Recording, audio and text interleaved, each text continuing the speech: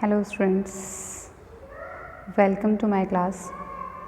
Today I am going to talk about function of management. बात करते हैं हम functions of management की कार्य की या फिर management की प्रोसेस की। तो मैनेजमेंट के जो फंक्शंस हैं वो 5 फंक्शंस हैं और ये फंक्शंस हैं POSDC: planning, organising, staffing, directing and controlling. ऐसे बेसिक 5 फंक्शंस हैं। इसमें एक एडिशनल एसेंस के रूप में जिसे जाना जाता है उसे हम बोलते हैं मैनेजमेंट का एसेंस मींस कोऑर्डिनेशन। तो बेसिक 5 फंक्शंस हैं और ये 5 फंक्शंस जो हैं एक प्रोसेस के रूप में कार्य करके, एक प्रोसेस के रूप में वर्कआउट करके मैनेजमेंट को कंप्लीट करते हैं। कहीं ना कहीं ये 5 फंक्शंस मिल करके मैनेजमेंट को कंप्लीट करने में हेल्प करते हैं। तो ये फंक्शंस स्टार्ट करते हैं हम प्लानिंग से। फर्स्ट फंक्शन है planning. Planning is a mental process requiring foresight and sound judgement. Planning जो है एक ऐसा मेंटल प्रोसेस है, मतलब इसमें हमको कुछ लिखने पढ़ने और कुछ करने की ज़रूरत नहीं होती। इसमें सिर्फ हमको माइंड सेटअप करने की रिक्वायरमेंट होती है, जिसमें हम एक मेंटल प्रोसेस करते हैं। उस मेंटल प्रोसेस के थ्रू जो है लाइक डिसीजन मेकिंग, ठीक है। It involve the laying of objective and determining the course of action to achieve the objective.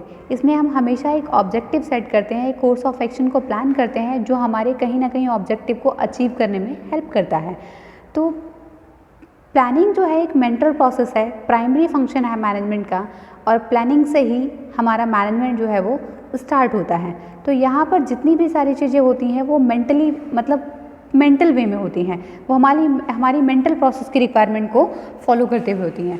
यहाँ पर जो भी हम करते हैं या फिर हम जो भी प्लान कर रहे हैं या फिर जो भी हम अपना मैनेजमेंट कर रहे हैं, तो उसमें हमारा मेन फोकस रहता है कि हाँ हमको करना क्या है, अभी हम एक्चुअल में अभी हम कहाँ हैं और इन फ्यूचर हमको जाना कहाँ है। तो where we are and where we want to go, इन दोनों के बीच जो डिफरेंस होता है, इन दोनों के बीच जो गैप है, इन दोनों के बीच जो डिस्क्रिप्शन है, वो कहीं ना कहीं वो प्लानिंग का रूप है कि अभी हम कहाँ हैं, अभी हमारा फर्स्ट स्टेज किधर है और अभी नेक्स्ट फ्यूचर में हमको किधर जा कर के स्टैंड अप करना है। तो उन दोनों के बीच का जो गैप होता है उसे ही हम प्लानिंग कहते हैं। लाइक अभी मेरी एक छोटी सी ऑर्गेनाइजेशन है, लेकिन मैं इन फ्यूचर में चाहती हूँ कि जब मैं आफ्टर 2 ईयर्स, आफ्टर 5 ईयर्स मैं अपने बिज़नेस को डाइवर्सिफाई करने वाली हूँ, मैं अपने बिज़नेस के जो वेज़ हैं उन्हें चेंज करने वाली हूँ, मैं अपनी जो इंफ्रास्ट्रक्चर है उनको डेवलप करने वाली हूँ। तो ये मेरे कोई भी ऑब्जेक्टिव्स हो सकते हैं। तो ये ऑब्जेक्टिव्स को अचीव करने के लिए या फिर उसको गेन करने के लिए जो हम प्लान करते हैं, जो हम स्ट्रेटेजी बनाते हैं, जो हम बजट बनाते हैं, जो हम एक स्टेटमेंट तैयार करते हैं, वो कहीं ना कहीं हमारे प्लानिंग का रूप है। तो इस तरह प्लानिंग जो है एक मेंटल एक्सरसाइज है और ये कहीं ना कहीं पूरे मैनेजमेंट को क्रिएट करता है। Planning is always the first function perform by every manager. Planning एक ऐसा फंक्शन है जो हमेशा, मतलब मैनेजर को पहले ही उसको परफॉर्म करना पड़ता है। Planning refers to deciding in advance what to do, how to do, when to do and who is going to do it. कि प्लानिंग मतलब एक रहता है कि हाँ हमको करना क्या है, कैसे करना है, कब करना है, कौन इस काम को करने वाला है। तो planning bridge the gap between where we stand today and where we want to reach, कि अभी हम कहाँ हैं और इन फ्यूचर हमको कहाँ जाना है। तो इन दोनों के बीच का जो ब्रिज गैप है, जिसे हम डेविएशन भी बोल सकते हैं या फिर जिसे हम गैप बोल सकते हैं, वो गैप कहीं ना कहीं हमारी प्लानिंग का पार्ट है कि हाँ हम अभी तो ये हैं, लेकिन इन फ्यूचर हम ऐसे कांस्टेंट नहीं रह सकते।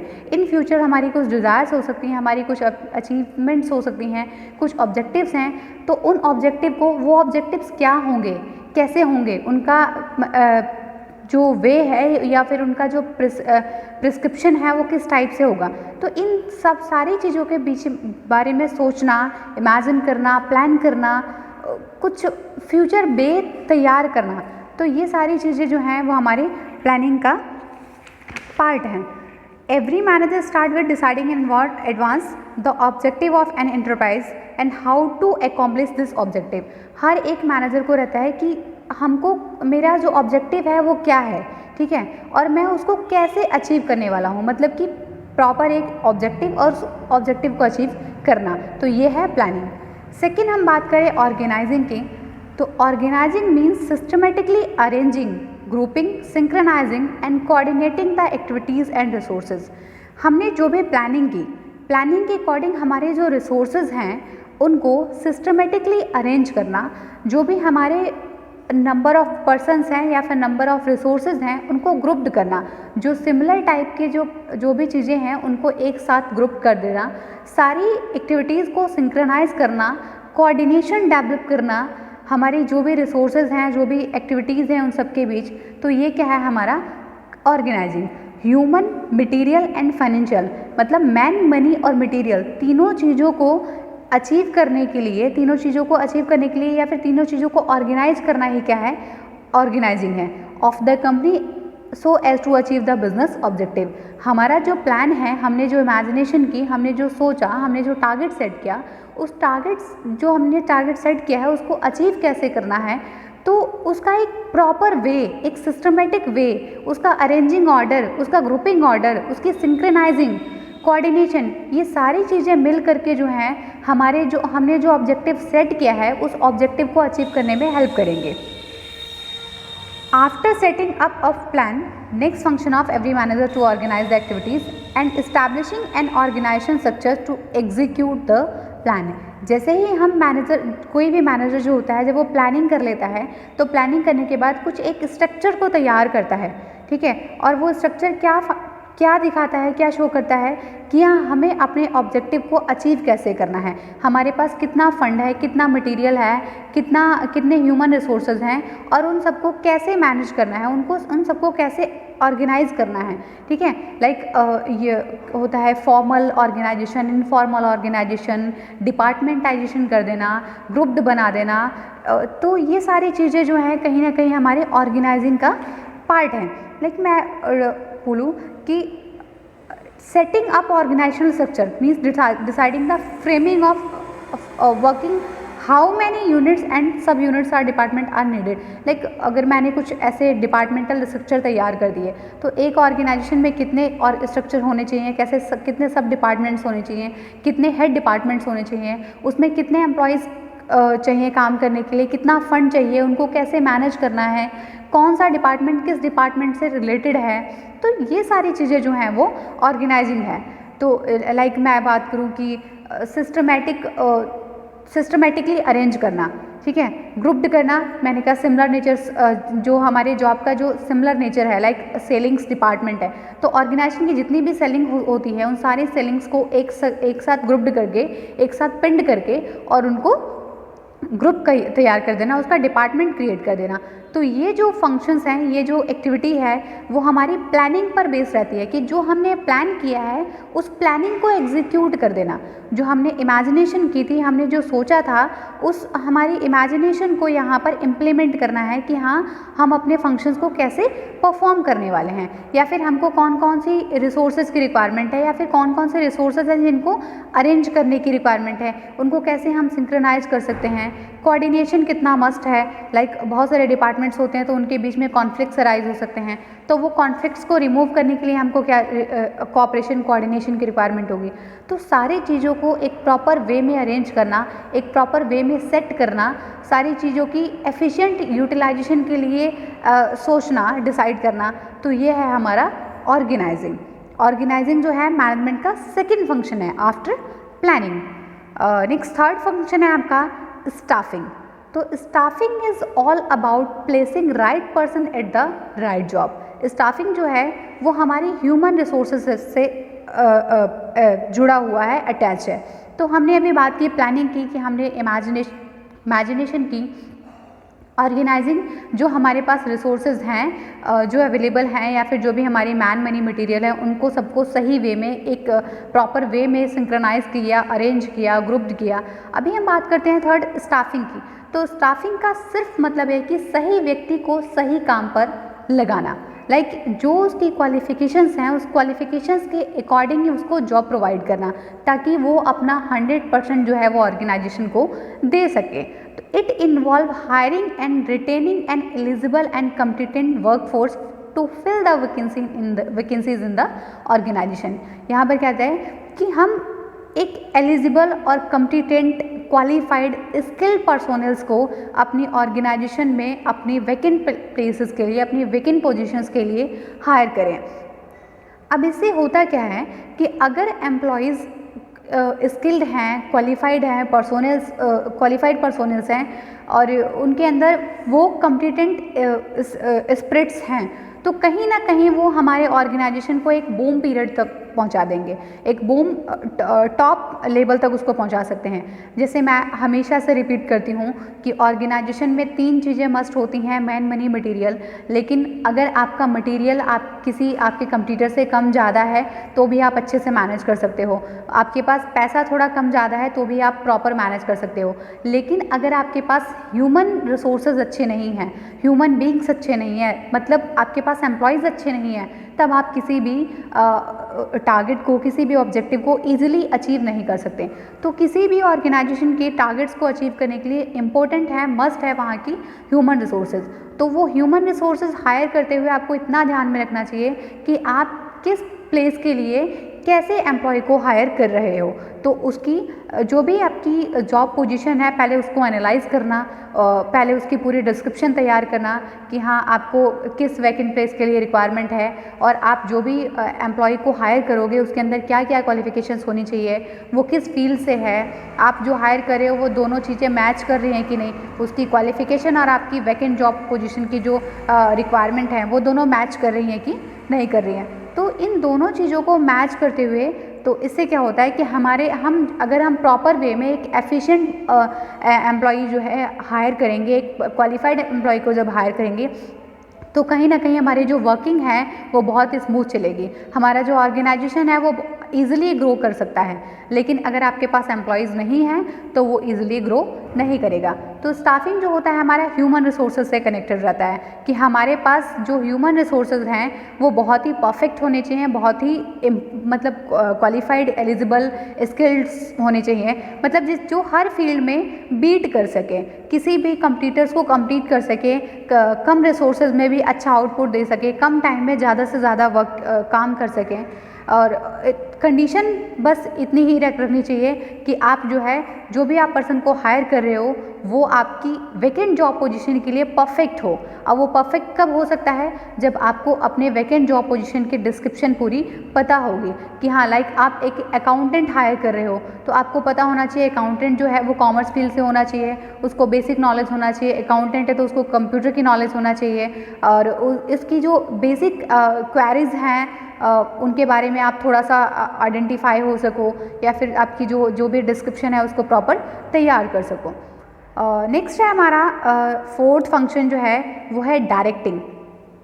तो डायरेक्टिंग फंक्शन जो होता है, इट इंटीग्रेट द एक्शन, ये हमेशा से जो है एक्शन को इनिशिएट करता है, इंटीग्रेट करता है। तो directing refers to the process of inspiring, ये ह्यूमन बीइंग के नेचर पर डिपेंडेंट रहता है। ये प्रॉपर हमने अभी तक तो जो फंक्शंस परफॉर्म किए, जैसे प्लानिंग हमने मेंटल एक्सरसाइज के थ्रू किया, जो हमारी ऑर्गेनाइजिंग थी वो भी सेम कुछ ऐसे ही थी कि जो हमारे रिसोर्सेज हैं उनको कैसे अरेंज करना है। स्टाफिंग में हमने ह्यूमन रिसोर्सेज को हायर करने की बात की, तो कहीं ना कहीं वो भी हमारा मेंटल प्रोसेस ही है। लेकिन ये जो डायरेक्टिंग होता है, यहाँ से हमारी जो वर्किंग है, हमारी जो स्मूथ वर्किंग है वो स्टार्ट होती है। लेकिन स्मूथ वर्किंग को स्टार्ट करने से पहले हमको ह्यूमन बीइंग का एक नेचर होता है कि जब तक उसे पिंग नहीं करोगे तब तक वो काम नहीं करेगा। तो उसे पिंग करने के लिए हम कौन कौन से एलिमेंट्स का यूज करते हैं। तो directing refers to the process of inspiring. सबसे पहले ह्यूमन बीइंग को इंस्पायर करना, प्रभावित करना, ठीक है, मोटिवेटिंग, उनके मन में एक मोटिवेशन प्रोसेस को जनरेट करना कि हाँ मैं ये काम करूँगा तो मुझे ये अचीव हो जाएगा, या फिर मैं ये चाहता हूँ, मैं अपने इस टारगेट को अचीव करना चाहता हूँ तो मुझे ये काम को अकॉम्प्लिश करना होगा। काउंसलिंग, गाइडिंग, उनको टाइम बाय टाइम अगर वो कुछ काम अच्छा नहीं कर रहे हैं तो उनको गाइड करते रहना, या फिर एक जो पाथ है उसके लिए उनको कंसीडर करना। सुपरवाइजिंग, एक सुपरवाइज़र जो होता है वो अपने सारे एम्प्लॉयज़ को सुपरवाइज करता है, ओवरसीइंग करता है। एंड मॉनिटरिंग की बात करें तो उन पर हमेशा से एक वॉच डॉग की तरह अपनी नज़रें जमा करके रखना है कि हाँ वो कब गलत कर रहे हैं, कब अच्छा कर रहे हैं, कब बहुत अच्छा कर रहे हैं, वो कब बहुत अच्छा कर सकते हैं।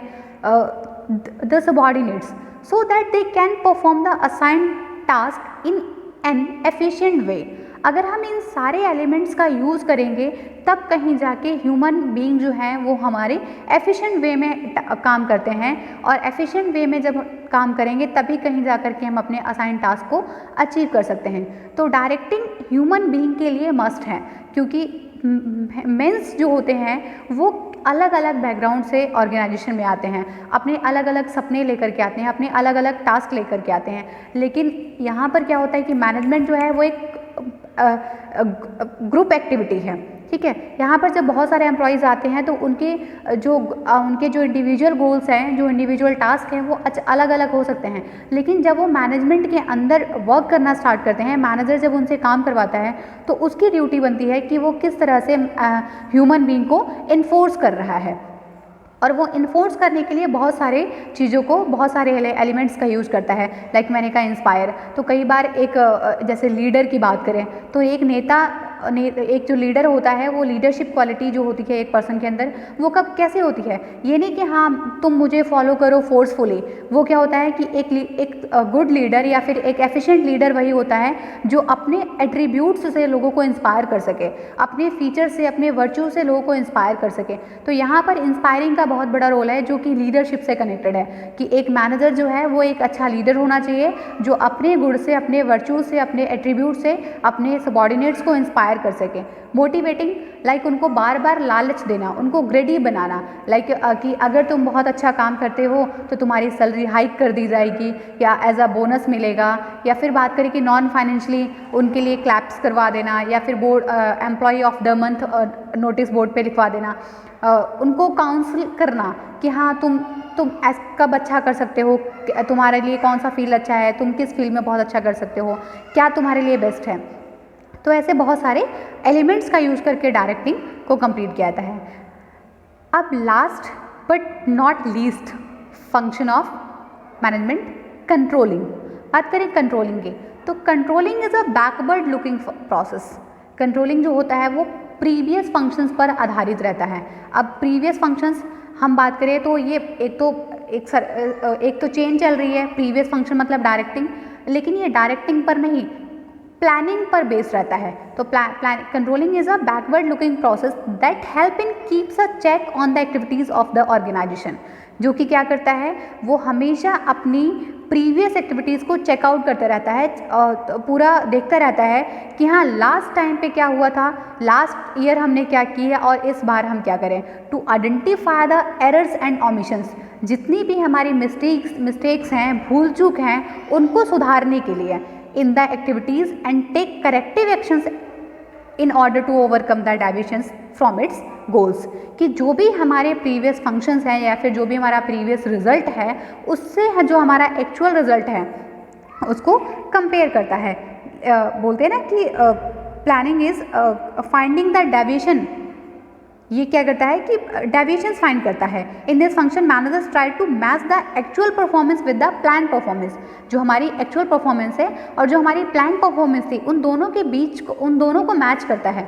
लाइक हमने ऑर्गेनाइजेशन में जब हमारा असेसमेंट ईयर इस्टेब्लिश हुआ था या फिर स्टार्ट हुआ था तो हमने सोचा था कि हमारी 10% सेल जो है वो हाइक होने वाली है, हम 10% अपनी सेल को इंक्रीज़ करने वाले हैं। लेकिन एट द एंड जो हमारा असेसमेंट ईयर एंड हुआ तो कहीं ना कहीं वो 8% रह गया, 7% रह गया, या फिर हम कहें कि वो 10% जो है वो 12% हो गया।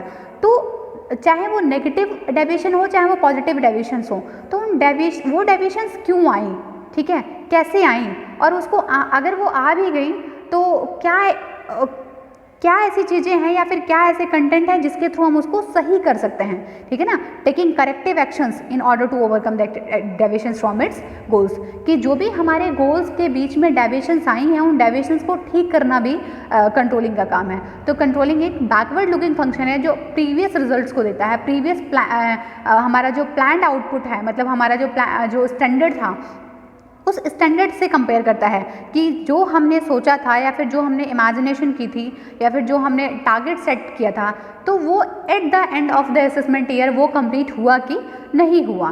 तो इन दोनों के बीच का जो डेविएशन है वो काउंट करना रहता है हमारा कंट्रोलिंग का काम। Controlling function refers to all the performance measurement and follow up action that keep the actual performance on the path of the plan. हमेशा से ये चेकआउट करते रहता है और फिर जब डेविएशंस को मीज़र करता है तो मीज़र करने से क्या होता है कि जितने भी हमारे एम्प्लॉयज़ हैं उनको उनके भी माइंड में कहीं ना कहीं डर रहेगा कि हाँ हमारी जो रिस्पॉन्सिबिलिटी है, हमारी जो ऑब्लिगेशंस थी वो हमसे पूरी हुई कि नहीं हुई। एट द एंड हमसे जवाब मांगा जाएगा, मतलब हमसे हमारी आंसरबिलिटी बनती है, हमको जो रिस्पॉन्सिबिलिटी दी गई है वो हमने अकॉम्प्लिश किया कि नहीं किया, और नहीं किया तो क्यों नहीं किया। तो कहीं ना कहीं इसमें हमको अपनी आंसरबिलिटी का भी रहता है कि हम आंसर देने के टाइम पे हम आंसर दे पाएंगे कि नहीं दे पाएंगे। तो कंट्रोलिंग फंक्शन जो है वो ओवरऑल पूरे ऑर्गेनाइजेशन को कंट्रोल करता है, हमारे प्रीवियस फंक्शंस के साथ में उसको जोड़ता है। ये कहें कि प्रीवियस फंक्शन हमारे लास्ट ईयर का जो भी आउटपुट निकल के आया होगा उस आउटपुट से भी इसको कनेक्ट करता है कि हमने लास्ट ईयर में हमारा टर्नओवर इतना रहा, इस बार इतना कम क्यों, और कम रहा तो कहाँ हमारी मिस्टेक्स रहीं या फिर कहाँ हमारी एरर्स रहे। तो ये है कंप्लीट हुआ हमारा मैनेजमेंट के 5